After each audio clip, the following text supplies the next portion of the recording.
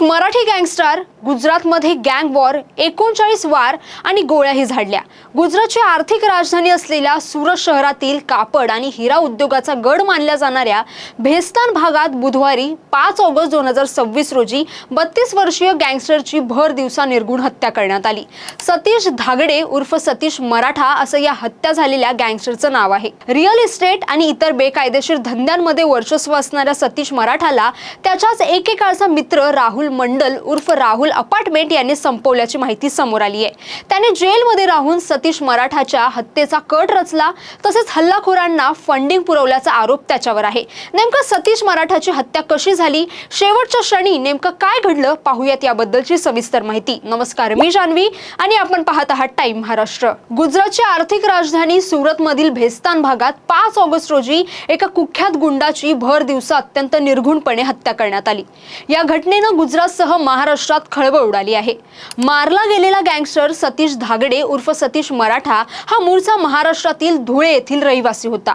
वर्चस्वाच्या लढाईतून एकेकाळच्या जीवाभावाच्या मित्राने सतीशची हत्या घडवून आणली असं बोललं जातंय। राहुल मंडल याने तुरुंगात बसून सुपारी देत सतीशचा खून केल्याचं प्राथमिक तपासात निष्पन्न झालं आहे। सतीश मराठाला मारण्यासाठी आरोपींनी 7 दिवसांपूर्वीच ट्रॅप लावला होता। यासाठी त्याच्या कारमध्ये GPS ट्रॅकर बसवण्यात आला। 7 दिवसांपासून सतीश मराठा कुठे जातो, कुणाला भेटतो यावर हल्लेखोर बारीक लक्ष ठेवून होते। सतीश मराठा याच्या हत्येच्या सुमारे 7 दिवसांपूर्वी त्याच्या कारच्या ड्रायव्हर सीट जवळ एक GPS ट्रॅकर बसवण्यात आल्याचं भेस्तान पोलिसांच्या तपासात उघड झालं आहे। पोलिसांच्या माहितीनुसार सतीशच्या हालचालींवर बारीक लक्ष ठेवण्यासाठी आणि त्याचे लाईव्ह लोकेशन मिळवण्यासाठी हे डिव्हाइस गुपचूप बसवण्यात आलं होतं। हा GPS ट्रॅकर कोणी बसवला आणि कोणी खरेदी केला, तो कुणाकडून मिळवला आणि सतीशच्या कारमध्ये कोणी बसवला याचा शोध घेण्यासाठी तपास अधिकारी आता राहुल मंडलची कसून चौकशी करत आहेत। सतीशचे लाईव्ह लोकेशन कसे मिळवले जात होते आणि ही माहिती लाजपूर जेलमध्ये असलेल्या राहुल मंडल पर्यंत कशी पोहोचवली जात होती की थेट शूटर्सलाही दिली जात होती याचाही पोलीस आता शोध घेत आहेत। घटनेच्या दिवशी सतीश मराठा हा आपल्या मैत्रिणीसोबत कारने जात होता। त्याने अल्ठाण येथील भगवान महावीर कॉलेज परिसरातून तिला पिकअप केलं होतं। दोघेही कारने जात असताना भेस्तान भागात हल्लेखोरांनी सतीश मराठाला गाठलं आणि तब्बल 39 वार करून त्याची निर्घुण हत्या केली। मैत्रिणीच्या डोळ्यांसमोर हा थरार घडवून आणला। वर्चस्वाच्या लढाईतून आणि जुन्या वैमनस्यातून हे हत्याकांड घडल्याचं पोलिसांच्या प्राथमिक तपासात उघड झालं आहे। या प्रकरणी पोलिसांनी तातडीने सूत्र हलवत 3 अल्पवयीन मुलांसह एकूण 9 जणांना ताब्यात घेतलं आहे। हे सर्व आरोपी गुजरात सोडून महाराष्ट्रात पळून जाण्याच्या तयारीत असताना तापी जिल्ह्यातील सोनगड उच्छल मुख्य रस्त्यावर पोलिसांनी त्यांना पकडलं। या प्रकरणात पोलिसांनी दिलेल्या माहितीनुसार या हत्येचा मुख्य कट सुरतच्या मध्यवर्ती लाजपूर कारागृहात रचला गेला होता। कुख्यात गँगस्टर राहुल मंडल उर्फ राहुल अपार्टमेंट यानेच ही हत्या घडवून आणली।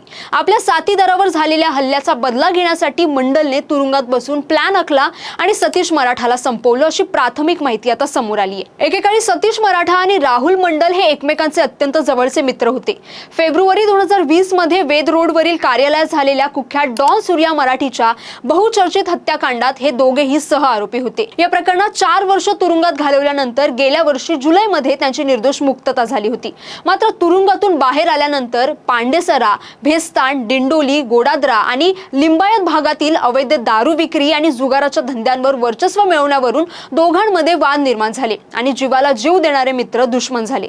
आता तपास पुढे सरकत असताना सतीश मराठा हत्या प्रकरणात नवी माहिती समोर आली आहे। ज्यावेळी सतीशच्या कारवर हल्ला झाला तेव्हा सतीश सुखरूपपणे तिथून स्वतःची सुटका करू शकला असता, मात्र त्याची एक चूक त्याच्या जीवावर बेतल्याचं सांगण्यात येत आहे। त्याने एक चूक केली नसती तर कदाचित आज सतीश मराठा जिवंत असता असं बोललं जातंय। कारण 5 ऑगस्ट दुपारी सतीश मराठा हा आल्ठण भागात गेला होता। येथील एका कॉलेजमधून त्याने आपल्या मैत्रिणीला पिकअप केलं आणि कारने तो भेस्तानच्या दिशेने निघाला होता।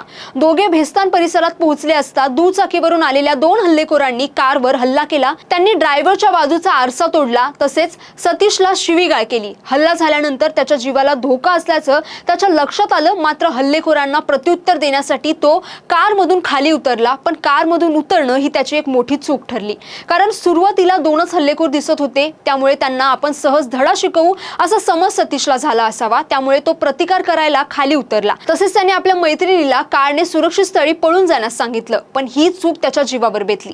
जेव्हा तो कारमधून खाली उतरला तेव्हा तिथेच दबा धरून बसलेल्या 6 ते 8 जणांच्या टोळक्याने त्याच्यावर अचानक हल्ला चढवला.